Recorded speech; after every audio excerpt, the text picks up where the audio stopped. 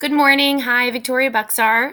Just going to go over the article that I chose this week. It was called The Phonological Awareness Relation to Early Reading in English for Three Groups of Simultaneous Bilingual Children. It was published in 2019 in the Reading and Writing Journal.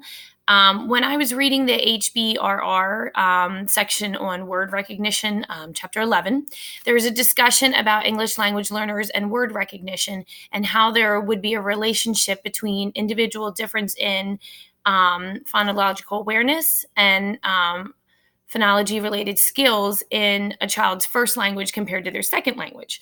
So, given a little bit of my history, I studied abroad for a semester, and I attempted to learn to read in a second language, and it was extremely difficult. And now, the classroom that I teach in, and actually the building I teach in, we have a high rate of English language learners.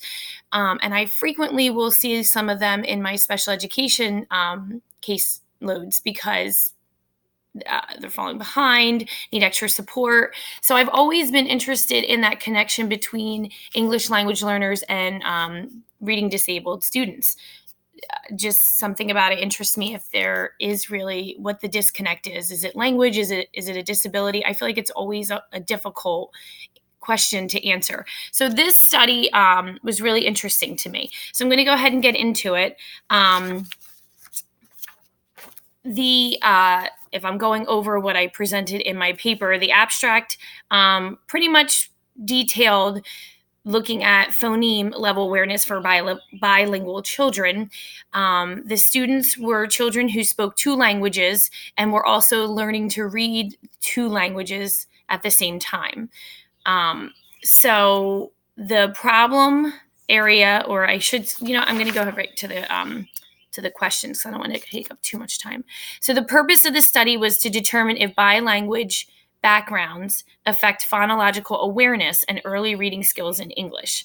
So since we know that in pre-reading skills, our students who are learning to read in English, a lot of their skills are related to that early phonological awareness. The authors created a triangular model, which I'm going to try to attempt to show you through video, but they created this model. I don't know if you can see it. How's that?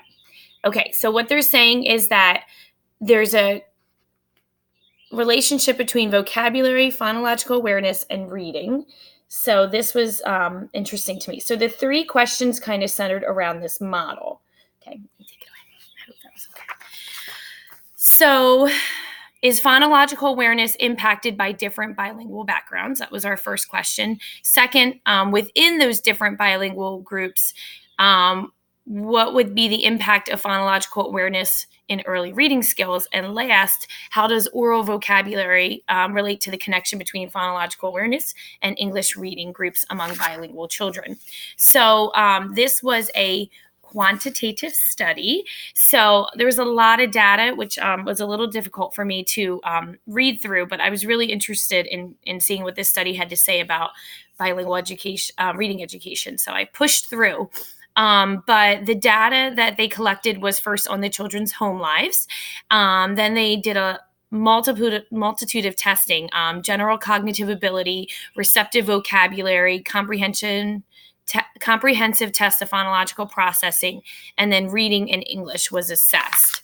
Along with that, I felt like part of the review that we did, I did see that there was enough information given in the methods of this to be able to replicate this study. So it was extremely thorough. So the data analysis was very full of statistics. And I did mention in my paper, it made it really hard for me to read through, but I just kind of kept rereading. And one thing that stuck out to me in the results section was the mention of grain size theory. So in all of our reading, I did go back and I looked at grain size theory because it was a new concept to me. Honestly, I'd never heard of it. So Ziegler and Goswami in 2005 defined grain size theory as refers to the size of the phonological units of syllables.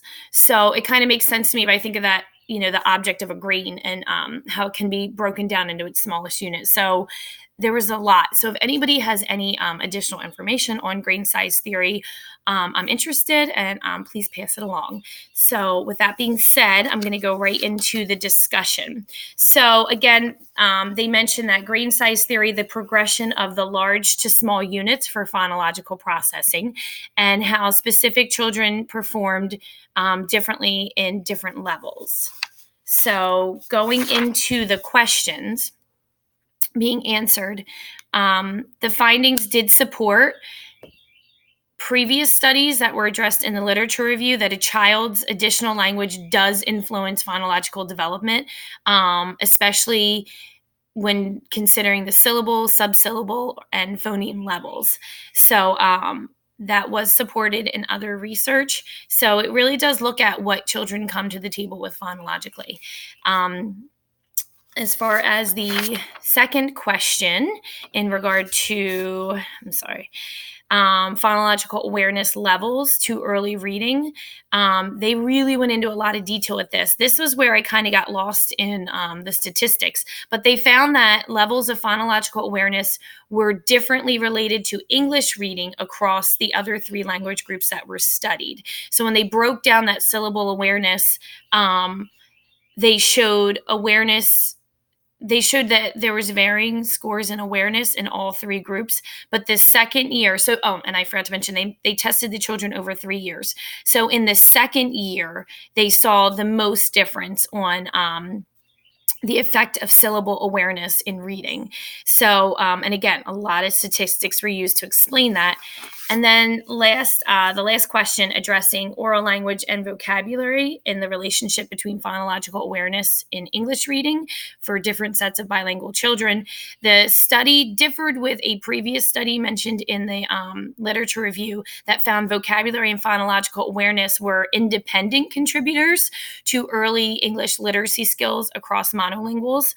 So in this study, they found that phonological awareness made a significant contribution to reading English, but the vocabulary effects were found to be sporadic. So how that differed from a previous study was interesting. And then when they went into discussing additional research, wasn't really thorough. There wasn't a whole lot suggested on additional research, which surprised me from the readings, because the readings in the HBRR was specific that this is an area that needs to be explored further, which is really interesting to me.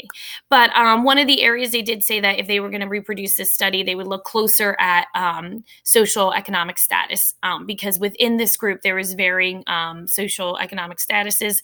And I know from my experience, from where I work, and from a lot of the research I've read, what a huge impact SES has on early reading. So that's what I'm bringing to the table this week. I apologize for getting it in so late and close to Tuesday. I don't know about anybody else, but I'm feeling the time crunch.